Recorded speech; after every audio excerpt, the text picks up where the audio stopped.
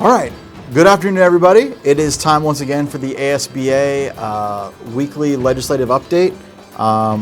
Joined with me, as always, Gabe and Lee, so the three musketeers of school board advocacy, if you could say. This week, I think the big conversation has been school safety, obviously. The governor has put out some stuff on Twitter and things like that about some of his plans for school safety. He's been in the media saying it.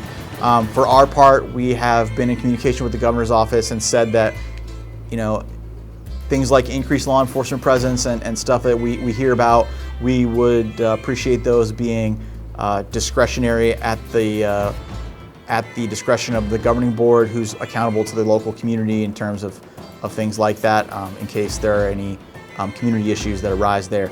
And so far they've been receptive to that. We're still waiting to see the final details of that plan. So, but everything we've heard has indicated that they're receptive to that feedback. So, we're encouraged by that.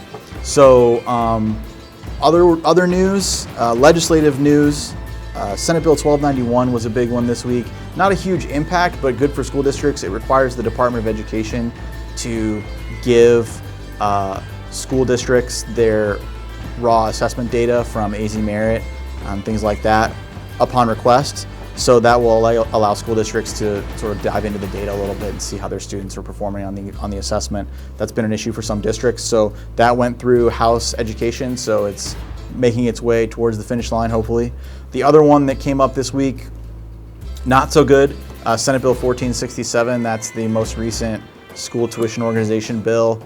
Unfortunately, that did pass through House Ways and Means. Thank you to everybody, though, who signed in to RTS. It coincided, that hearing, with a Red for Ed Day of Action at the Capitol. So there were an AEA Day of Action at the Capitol as well. So there were a bunch of teachers wearing red in the audience. Some testified on the bill. So it was a really good showing for public education advocates. So thank you all for that. Those are really the two big bills. Unfortunately, that bill did pass. We're still working on opposing it. Good thing, if you can call it that. It does not expand the amount of money that's taken from the general fund for tuition tax credits, but it does expand the ability to expend that money, which is why we're opposed to it, because we're opposed to any expansions. But regardless, we believe tax credits are bad public policy. We're opposed to the bill, but silver lining, at least it doesn't cost the general fund any more money. Nevertheless, opposed. For a preview of next week, though, that was this week. For a preview of next week, Lee's got the rundown. So, I can't believe I'm saying this, but next week is the last week to hear bills in the chamber that were flipped in. So far we only have the House Education agenda. It's not super long. We have Senate Bill 1411, which is the dashboard bill, Senator Allen's bill that would make it so that schools would get a letter grade for a number of indicators that would play into an overall letter grade. So we like that one, as well as Senate Bill 1497. That's Senator Smith's bill on teacher evaluation that changes it from student assessment data accounting for between 33 and 50% of evaluation outcomes and reduces that to between 20 and 40%. So that also had a strike everything amendment, so that'll be an interesting one to watch and see what happens. And as always, we will keep you guys posted. Yeah, and one more topic for next week too, Proposition 301. For those of you who really pay attention to the legislative website, you may have realized, and it might have been in the general news too, I'm not sure, but the bills that would legislatively reauthorize 301 have sort of been stirring a bit, at least in the House.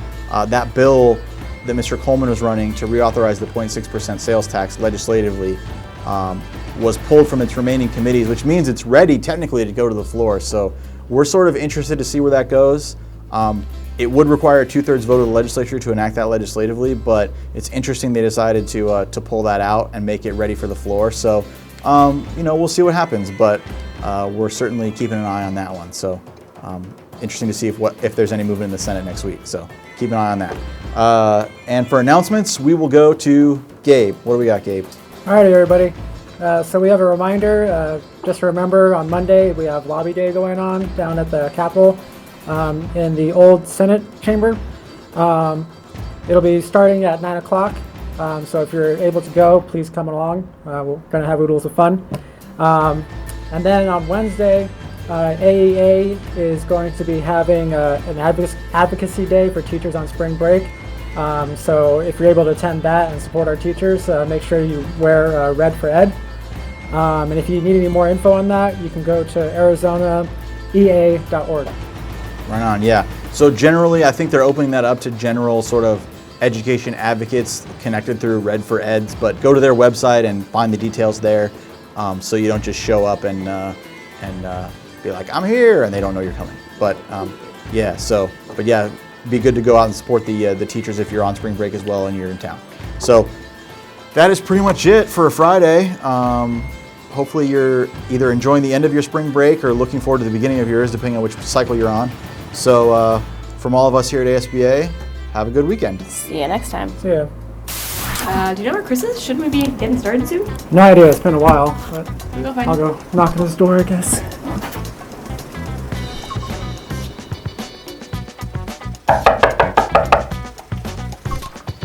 Yeah. Right. Can you give me like 5 minutes, okay? And can you give me some water? And none of that water cooler crap. I need like a Fiji, okay?